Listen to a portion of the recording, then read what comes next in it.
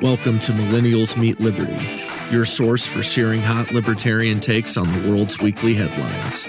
Here's your host, Colt Thompson.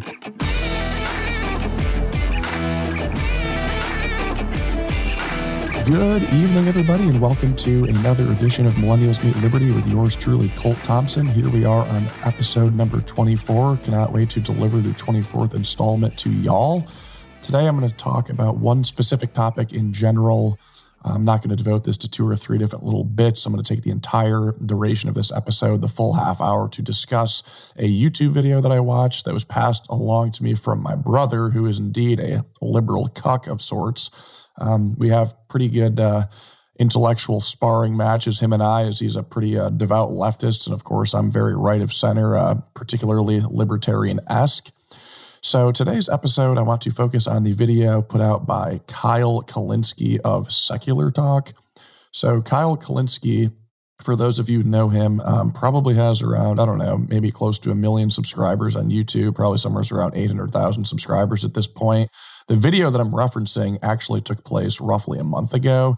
I saw it back then. My brother forwarded it to me. I just didn't have time to flesh out my thoughts on what I saw. And it's a 13-minute video. And while I disagree completely with these guys' policies, probably I would say about 90% of them, I definitely appreciate what he has to say in this video. So I'm going to take some time to acknowledge that, but then also point out that everything that he's kind of whining about is because of the things that he's advocating for in a really, really backwards, weird way. I mean, leftists advocate for things that continue to hurt or hinder people they're trying to help without realizing the consequences of the stuff they're preaching. So, of course, he commands this major audience, and he's pushing forth these ideas that are hurting the very people he wishes to help. And in this case, he's hurting himself because he's talking about a topic that's near and dear to his heart, which is YouTube admitting to suppressing independent news and people who are fringe news reporters, so to speak. So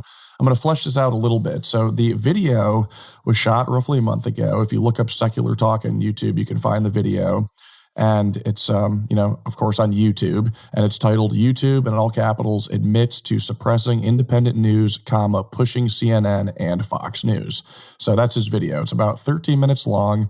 And what Kyle is speaking about is how now, given the couple waves of adpocalypse on YouTube, the adpocalypses that is, and then on social media, the deplatforming, he's mentioning the fact that there's this sort of, and I'm paraphrasing, consolidation of power with the YouTubes of the world, in which they are taking mainstream and authoritative media outlets and, they are using them as the main news source. So they're diverting CNN and Fox News and some of these major outlets. They're diverting their major news stories to the front pages of YouTube, if you will. So if you search YouTube, a lot of the traffic's being directed towards major news outlets that produce these videos on YouTube, not so much these fringe outlier guys like Kyle Kulinski or, far right, far left, center right type people who are more independent, doing a solo dolo job, who might be more apt to get on the same wavelength or level of the layman or the common man, maybe something not quite as buttoned up as a CNN, something a little more raw and authentic, which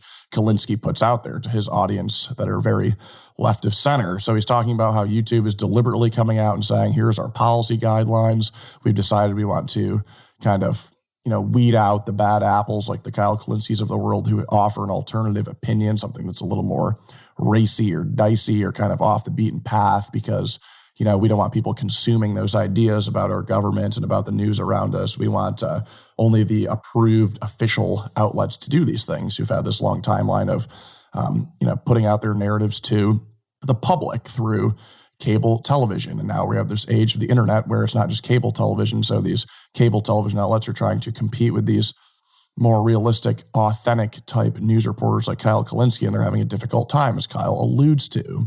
Well, the only way they can really even the playing field, these big outlets, is if they have this consolidation of power and they work lockstep with YouTube and try to convince YouTube through maybe the powers of government that, there's an issue here and that we need to be giving the right news to people, not fake news, because our democracy hangs in the balance if people get the wrong news. And that's kind of what YouTube is kind of saying without saying it as much. So there's a lot I can flesh out about this. And I don't necessarily agree from a policy standpoint from YouTube, where they need to divert all of this traffic to, with their algorithms to some of these major mainstream outlets, because Kulinski's point in this video is that, they were wrong on some of this war propaganda, and they were wrong on certain other things that he sniffed out ahead of them or before them, which he probably just robbed from other alternative outlets who maybe didn't have as, an articulate voice as he had. So he stole it from them, and then he spit it out and pretended like it was his idea. And, by all means, he's the first to report it, and he was way out ahead of CNN, which isn't very hard to do. Anyone can do that. I can do that from my desk here talking on a podcast. I can do the same thing he is.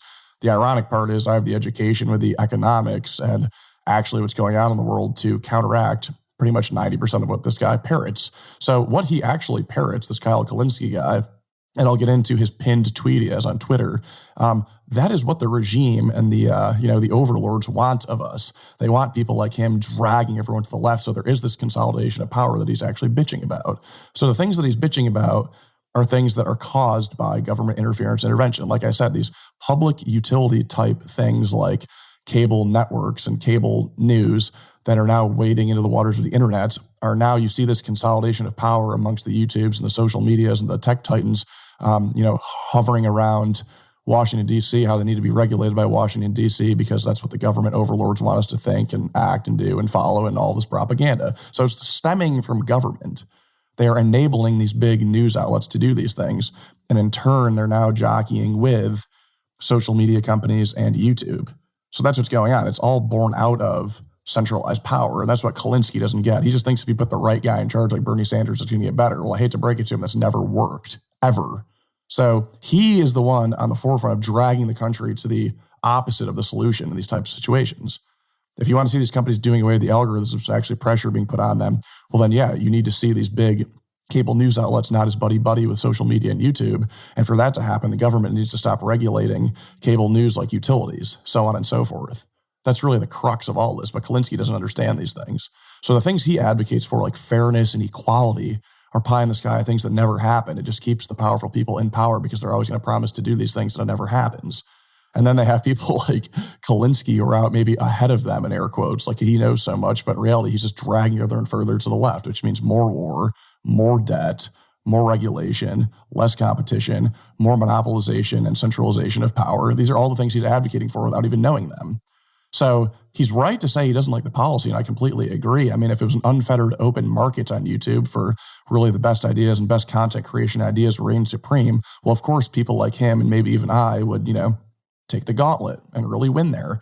But that's not what's going to happen. And these major corporations, they behave, the people at the top, the CEOs, the C-suite, they behave like politicians because they interact with politicians and they're looking for carve-outs and special privileges, and only government can give them that. So government is the central tentacle problem of all of this. They're the linchpin of all of these issues, whether he knows it or not. So these leftists are really foolish and lazy and sloppy and just ignore history and pretend like, well, if we just have the right person in power, things will get better. It never gets better. It's almost like determinism in a sense that we're always going to continue down this path of collectivism, down this path of everything that he wants.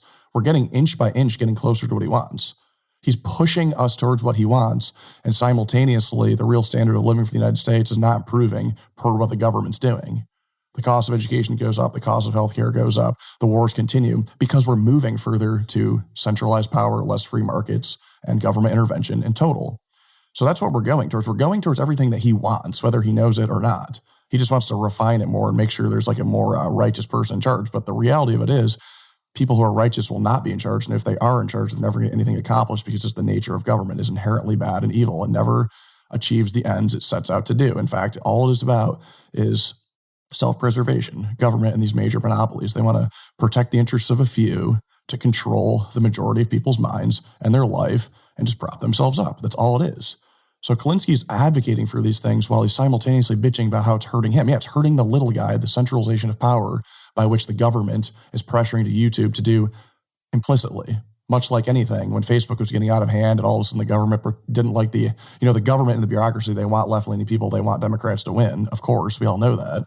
So then a congressional emergency was called and all of a sudden they're summoning Mark Zuckerberg after the elections of 2016 to say, look, the Russian bots and social media and fake news got Donald Trump in office. So now they're going to come in, they're going to try to manipulate Facebook and all these big titans. And of course, they're going to get the centralization of what news you can listen to or view or consume.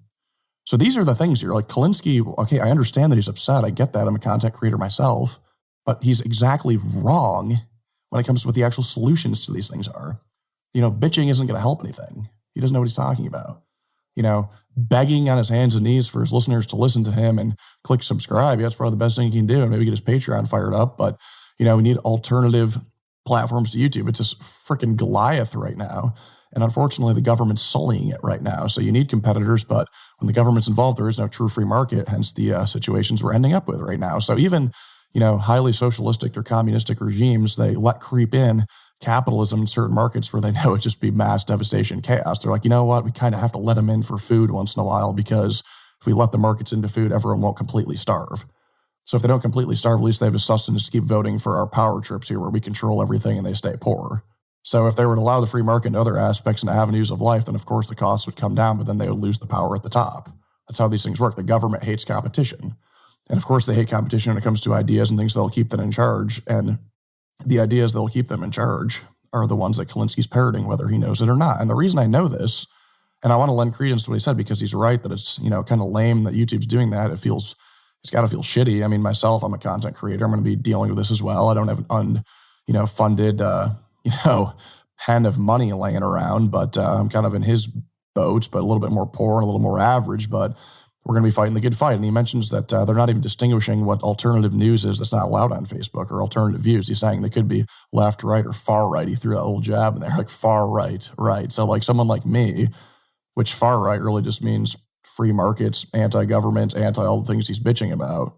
That's all it means. So the stuff that he should probably be listening up and reading up on, maybe he can listen to my podcast and learn something. But the reason I kind of know where this guy stands is I went to his Twitter following his little harangue here, because I really did appreciate some of the stuff he said. It made sense because, of course, he is predicting some of these things and he's right on some of these things, and the government gets a lot wrong and he calls out quite a bit of it. But he's not, of course, diagnosing the problems. He's diagnosing the symptoms. He doesn't like the symptoms, so he thinks he's going to find some problem that he thinks he can fix and go from there, when in reality he's completely missing. He's looking in the wrong direction. So I look at his Twitter, and the first thing I see when peeping his Twitter is I see his pinned tweet, and I'm like, wow, okay, so this guy's got a lot of followers, 230,000 followers at the time, following 1,000 people. He's got his YouTube link up there, so he's making his living. He's all fired up. So I look, and it says his first and only real pinned tweet here is, and it's obviously the only one is Twitter, but he goes, incomplete list of policies Dems can and should pursue. This is what he's saying. He says, should pursue Medicare for all, living wage plus right to a union. There's 2. Number 3, free college. Number 4, end wars. Number 5, public financing of elections. Number 6, corporate PAC money and no big money bundling pledge. Number 7, body cams on lobbyists. Number 8, Green New Deal. And number 9, New Deal, which maybe it's implying like a second Bill of Rights that FDR proposed or what have you. I don't really know. So if you look at those 9 things, everything that he is advocating for, of the 9, I would say 8 of them involve centralization of power in all of those aforementioned areas, much like the YouTubes and social medias and the adpocalypses and the deplatforming that's going on right now. It's just more following the lockstep of government. Culture may not follow government. Government may not follow culture. It is a debate to be had, but ultimately, it's pure centralization of power. This YouTube and social media deplatforming and funneling people to certain media sites and news consumption sites. That's all it is. So what he is suggesting in his pinned tweet is everything that is anti-prosperity, productivity, and helping the layman. Everything is the opposite of that, completely. So this guy is literally on the front lines bitching about something that he has no idea how he doesn't even understand it remotely. And in fact, he's actually advocating for more of the things he doesn't like by saying things like Medicare for all. So when he says Medicare for all, he's advocating for higher costs and shittier quality of service and lower amounts of doctors and nurses and what have you. When he says living wage and a right to a union, same type of thing. There will be no living wages at that point. Wages will be depressed completely. And to the extent there's a forced minimum wage, then it will just box out of people of employment who want to work for less than that. So it'll cause unemployment. In fact, unions are there to destroy jobs inherently. But I can go through all of these one by one, much like free college. So free college means, okay, centralization of power and stealing of funds from the taxpayer to fund people to go to school they don't need to go to. Okay, so that's going to be a shitty outcome when there's no value to your degree whatsoever. No one's separated from the pack because they had no skin in the game. It was quote unquote free. So centralization with medical services, a disaster. Centralization of wage controls and rights to unions, a disaster. Centralization of free and air quotes college, an unmitigated disaster, because all the things that are really, really bad right now in those spheres are because there's too much government in them to begin with. I don't think he understands markets. Markets are what we need, free, peaceable markets, voluntary trade. Furthermore, end the wars. It's the only one of the 9 that actually makes economic sense. Hence the broken glass window fallacy. A lot of liberal economists think, they liken a war to a broken glass. If someone smashes a glass, well, by all means, we're going to be productive. All of a sudden, we're going to fix that glass and we're employing people. No, the war or the broken glass is not productive. We're sucking up productive resources and voluntary free market enterprise to hurt people because you're diverging their resources and their money into things that are unproductive and killing people and wasting time and money and setting humanity back. But he says end the wars anyway, which is great because I think it's more of just a self-righteous moral pitch that he'd rather spend the money on people at home on free healthcare or free college. And then he goes on to say public financing of elections. Well, the people he's bitching about at YouTube are influenced by the people who run the governments, the federal government, namely. So now we're going to have public financing of elections. What does that mean? That means that people vote for more and more and more spending on these programs because they're centralized and all of a sudden there's public financing of these things. It doesn't make any sense. I mean, that literally leads to like all tyranny. It's like complete communism, state control. It makes no sense. I mean, this guy's literally a Marxist. No corporate PAC money and no big and bundling pledge. I'm not sure I know what that means, but no corporate dollars going into financing of campaigns. Well, libertarians were not big democracy people in general. We know it's flawed. It always fails. It'll never work, much like it is right now. What it is, it's people like him will lead the herd off the edge of the cliff eventually. He's just ahead of the herd. He's a little bit smarter than the people in front of him, or behind him rather, but he doesn't know there's a big cliff in front of him because he's dense. He doesn't have the big picture in mind. He doesn't understand reality. So no corporate money. Okay, well, insofar as we have democracy, corporate money is just a byproduct of people who are the most productive and contributed the most to society. So to the extent that they have more say via their dollars, there's nothing really wrong with that in my eyes. But again, I'm not a big democracy guy. And it's been proven time and time again, it's not about the bills or the money that, eventually lends someone to winning an election. It's really not. I mean, Michael Bloomberg has spent maybe, $250,000 already, like in the last month or week or two, just to get elected, and he's gaining no traction. It's mostly because he has a personality of a wet sock, but I mean, come on. He's already saying he's going to donate $1 billion to whoever wins the Democratic primary. I mean, he's this hell-bent on seeing Donald Trump go down and helping out the Democratic cause. So, I don't even think that's going to amount to anything anyway. That's my point. So this whole controlling the money thing, I don't think that really makes much sense. Body cams on lobbyists is another thing. We shouldn't have lobbyists. We shouldn't have a system where lobbyists are even allowed to lobby for anything. I mean, the YouTubes of the world are giant lobbies in their own right because they're lobbying to the government to have probably certain protections and work with these big cable news outlets to propel what they're saying, just so they're insulated from competition and the, federal government doesn't do anything to them. So there shouldn't be lobbyists because there shouldn't be a democracy like we have right now. It's just kind of awkward. It kind of cuts away at our natural negative rights. But, if maybe with the lobbyist thing, what is he saying? People are getting bribed. I mean, politicians are always bribed. I mean, they bribe voters and voters bribe them. That's what goes on all of the time. It's not just lobbyists. It's actual people, just common people in the street. It's people on social media. It's everyone. I mean, it's probably Kyle Kulinski. He probably just doesn't even know it. Then Green New Deal. I mean, this is just exhaustively stupid. We already know about the Green New Deal. It's the most incredible, exhaustive, expansive, epic, cataclysmic idea ever put forth by anyone. Shockingly, it was AOC who did that, saying that sarcastically.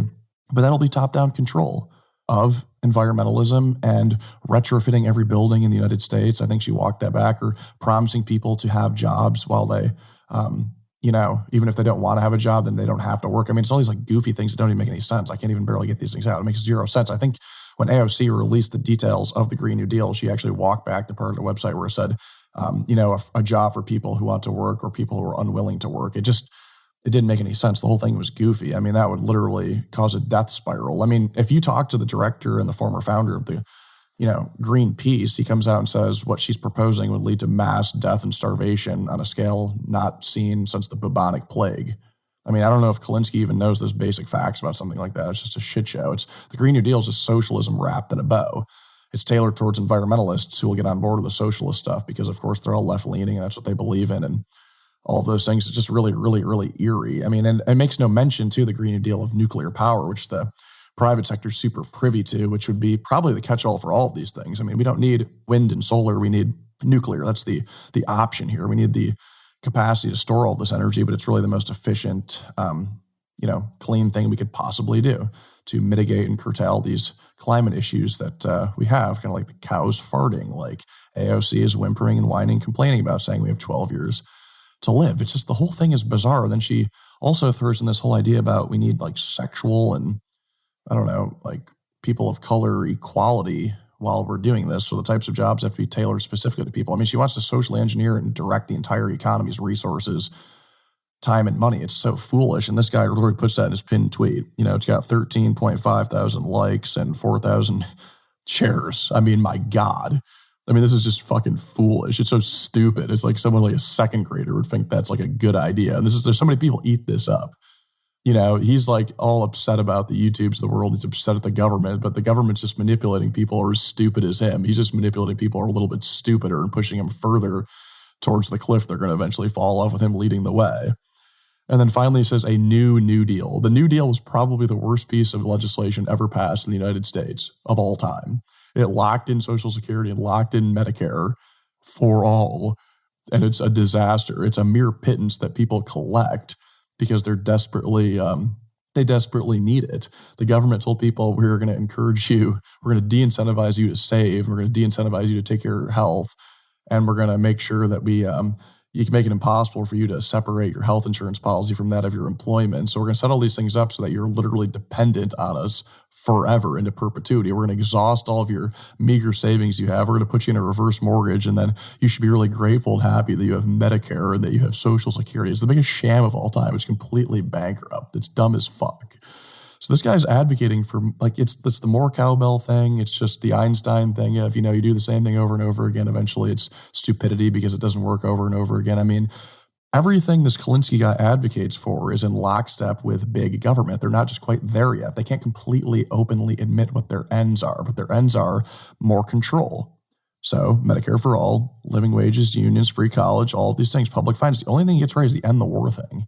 That's the only thing on there that's actually moral, what he's advocating for. Because it involves less people dying, less money and time being wasted, and more resources going into something else, namely left up into the hands of productive private citizens who are genuinely going to shift these resources into a capacity that benefits human society. So I'll give Kulinski some credit where I can see where he's upset that his traction was diminishing with the amount of subscribers he was accumulating this election cycle year heading up into 2020, and that a lot of them are the prospective people that he was willing to court to view his videos are now going to CNN and Fox because they used to have a couple, 2,000 or 3,000 views. Now they have 4,000, and he's kind of having the opposite effect. He's growing at a slower clip than that of the 2016 election. So, he has all these problems of power structures, but they're all set in motion by that center of gravity known as the federal government. And that's the questions you need to be asking, How can we get cheaper and more accessible healthcare? How can we get cheaper and more accessible college if that's something that's actually needed in the marketplace? How can we get money out of elections if that's even an actual important thing? Because I'm not sure it is. I mean, the democracy thing that we have now is nothing like what it was intended to be. Has it been like what the founders wanted? No. I mean, the founders probably wanted a few thousand congressional seats at this point to be divvied up and mirror that of the proportions we had back in the founding of the nation. I mean, we don't have those proportions at all. It's totally blown out of whack. So there's a lot, there's a lot of separation from one person representing a few 100,000 people than that of one person representing a few thousand people. So it's not necessarily a republic as it was intended to be. It's more of this giant, massive democracy that always eventually fails. So, he brings up all these things like, Medicare for all, which we don't need. We need the opposite. We need markets. The living wage, right now, the minimum wage, the true market clearing wage, is above a living wage. We're already there, and unions are at an all-time low because they've proved to be useless. That charade is going away. We don't need the government strong-arming more people and telling them, look, you should organize a union and take advantage of your employer and make them lay people off and insulate yourself from competition, grow your wages while other people are out on the streets. It's just stupid. And then same thing with free college. I mean, all of these things he's so like adamantly in favor of make zero sense economically. That's the funniest part about the left. It's all this visceral instinct and this outrage. That's why I got the war thing right. Because the war thing, yeah, that is visceral. It's kind of like common sense is morality. And there's this economic piece of it too that I know because I'm a libertarian and we know these things. But ultimately, all of this is just, I'm more righteous than everybody and I'm going to push this far left agenda as far as and as hard as I possibly can. And that's what I'm going to sell people on. People are going to eat it up, especially young people. People who follow YouTube, and he's building up a massive audience. And now his demographics may be getting a little bit older. I'm sure there's young people who listen, but at the same time, he's, fighting the countervailing force of big social media companies and tech giants and the YouTubes of the world getting in bed with government, much like any big industry, like the oil companies, the car companies, all of these things. These little oligopolies the governments create, and then they say, here are the rules of engagement. And oh, by the way, the reason we're creating them that way is so you guys are the only ones who can participate in them and insulate yourself from competition and box out the little guy, because that's what we want. It's not a true market. They want to help each other out. They're rubbing elbows with each other. The CEOs are rubbing elbows with the senators and congressmen. Hence the lobbying thing. We don't need a body cam to know these things go on. We don't need it at all, period. So the issue is creating moral hazards and lumping everyone together and stealing everyone's tax money and overregulating the economy because we have to make these decisions that impact everybody. Instead, let the individuals make the decisions with each other voluntarily and see a peaceable society that's productive and prosperous. So I don't mean to beat up on this Kulinski guy too much, but, you got to lay out the facts sometimes. And people like him who think he's cool and know what he's talking about, he doesn't really much at all. It's funny. I mean, he might be good at reporting news. He might know something, or maybe he has the balls to say something that the national news or the mainstream media might not say right away. Like he says they're kind of like Johnny come lately. He didn't say that per se, but that was his point. It's like he's ahead of it, right? He's really all over it. But, you can log on to Twitter, the layman, and see a lot of people saying what he's saying. They just don't have as big of an audience. So he's really, is he really doing that much of a service? In fact, I think he's actually harming the country more than anything. I think anyone who subscribes to him, follows him, or listens to him is being brainwashed. We don't need all these things that are being advocated for. What got us to the point where we were wealthy enough for people to do individual shows on their YouTube channel, have all of their own equipment, and be able to spew their mouth off is capitalism. It got us here. And now we're eroding at that slowly because of things that he wants, more government and market intervention and interference, which will crowd out the little guy and hurt the poorest among us, like anything. We need a certain level of inequality.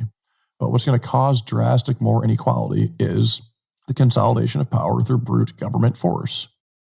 So that's pretty much what I got, to say about Kyle Kulinski and his folly. And like I said, I mean, people, who hear this, find people, who like Kyle Kulinski and send them this way to listen to this podcast. I try to keep these things at a half hour, but I want to pack as much in as I can. That's why I went down those quick bullet points of his pinned tweet and kind of smashed them all to pieces with the exception of the war thing, because, morally that makes sense. It sounds like this guy's relatively moral. It just doesn't understand the dollars and cents of it all. And most liberals don't. They just don't care. They ignore the things that, are super important. Namely, every decision you make in your life has a financial component. If you're ignoring that, then you're setting yourself up for failure. So at the end of the day, I'm approaching a half hour here. I truly appreciate all of you listeners. I'm really pumped up that we got our political ads out there and our MML ads out there. And I think more people are starting to latch onto this podcast. It's going to be a hell of a lot of fun. So take some time to watch Kulinski's video. And then in the back of your mind, you can say, I'm glad he's talking that talk, but he doesn't really know what he's talking about when it comes to policy and what he's projecting. And we got to really steer clear of people like that. And, find people in the liberty movement like Colt Thompson to hang out with, get to know, and make this world truly a better place. So that's all I got for episode number 24. We'll see you next week for episode number 25. Thank you.